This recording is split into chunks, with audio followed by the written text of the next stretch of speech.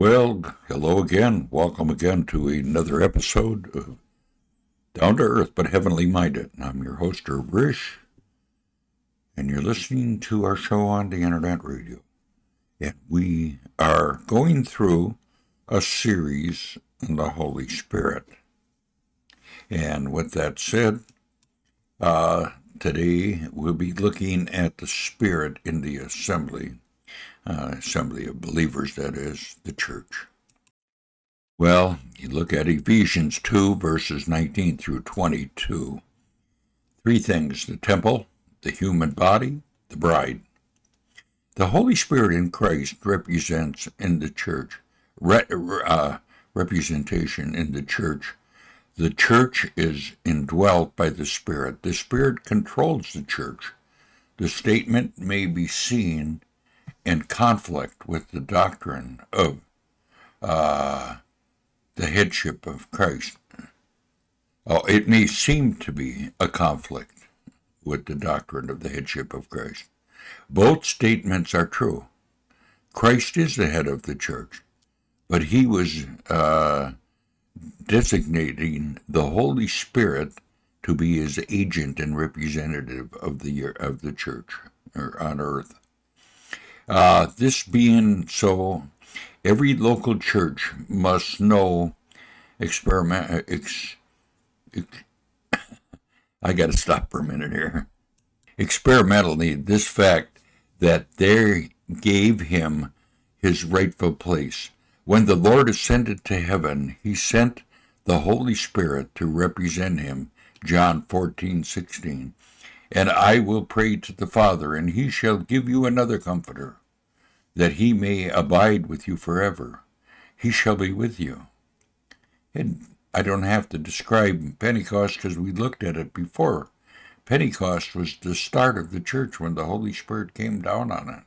Pentecost was the birthday of the church. The Spirit at Pentecost unified the individuals and welded them into a corporate whole. One body, one baptism, one Spirit. Paul writes to the Ephesians, exhorting them to keep the unity of the Spirit. Born, sanctified, led, access, prayed, worship, all these things. Those who don't are guilty of a grievous sin against the Holy Spirit. The Holy Spirit becomes the leader and contender. He makes the church his dwelling. He wants to lead believers in their worship. Philippians 3:3, we worship God in spirit and truth, and rejoice in Christ Jesus, and have no confidence in the flesh.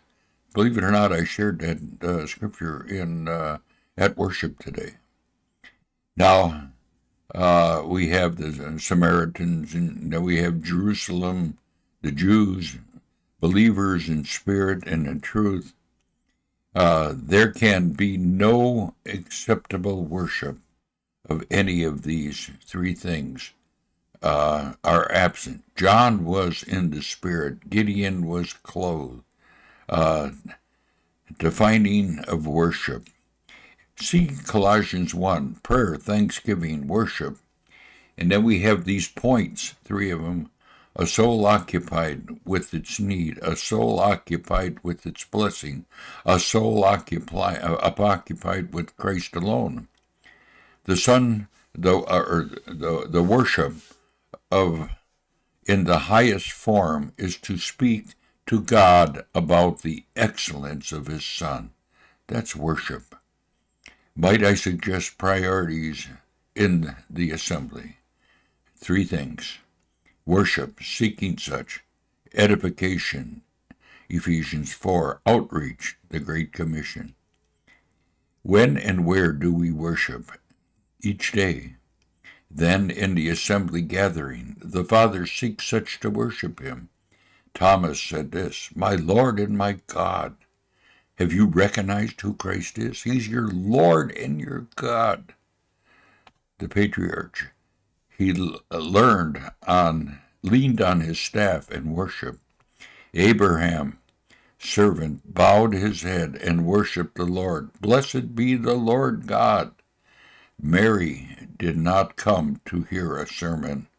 She did not come to meet fellow believers. Mary did not come to refresh. Mary did come to be refreshed by him. Mary came to give her precious gift to the Lord.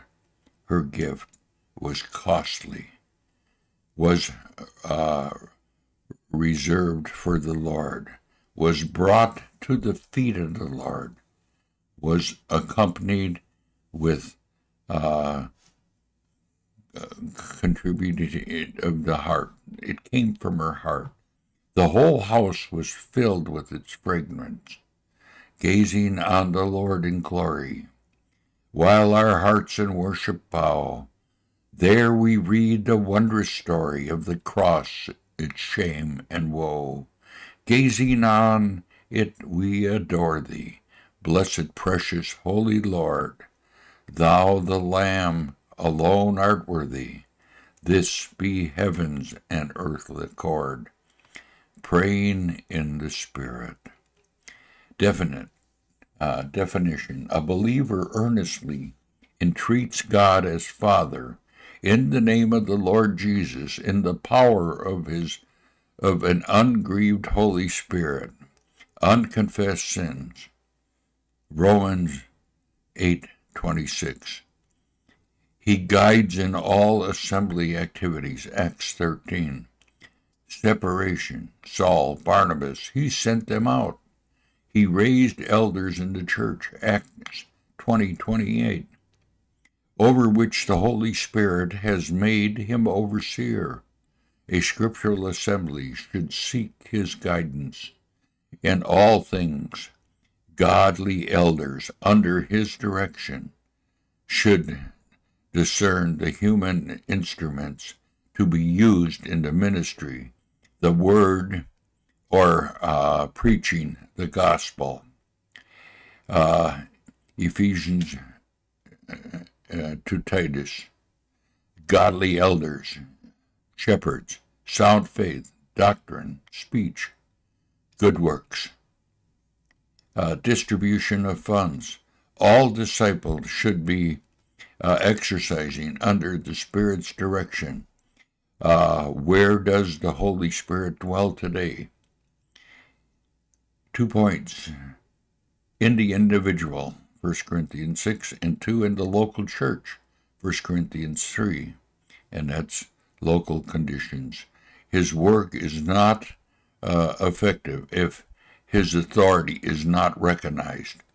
We as individuals and as local churches must be absolutely surrendered to him to do as he pleases in us, for us, through us. What would an assembly be like if it were controlled by the Holy Spirit? Well, we would not complain about dull meetings. 2, we would have no intrusion of the flesh, great earnestness, simplicity, self-assertion, and self-confidence. 3, there would be no mechanical prayers. 4, each gifted vessel would be filled and used to the glory of the Lord. 5, he would be the center of our gathering. 6, each heart would be occupied and filled with Jesus Christ. 7, our hymns and praises would be a real hallelujah chorus. And 8, we would feel the very presence of God and enjoy the foretaste of heaven. Now, the church controlled by the Spirit will be a holy church. Acts 5, Ananias and Sapphira. It would also be a prioritized church. Acts 11, Antioch. The preaching of the Lord Jesus. The hands of the Lord was with them. A great number believed. They turned to the Lord, which means they gave themselves to the Lord. They gave liberally and of their substance. In chapter 13, true greatness or humility, a new commitment. Chapter 16, his second advent, the oneness of the Father, the coming of the Spirit. Chapter 15, unisons of the vine and branches, the new relationship, no longer servants but friends. Chapter 16, the work of the Holy Spirit to the world, to believers. Chapter 17, Christ, high priestly and intercessory prayer. This is truly the Lord's Prayer in John 17.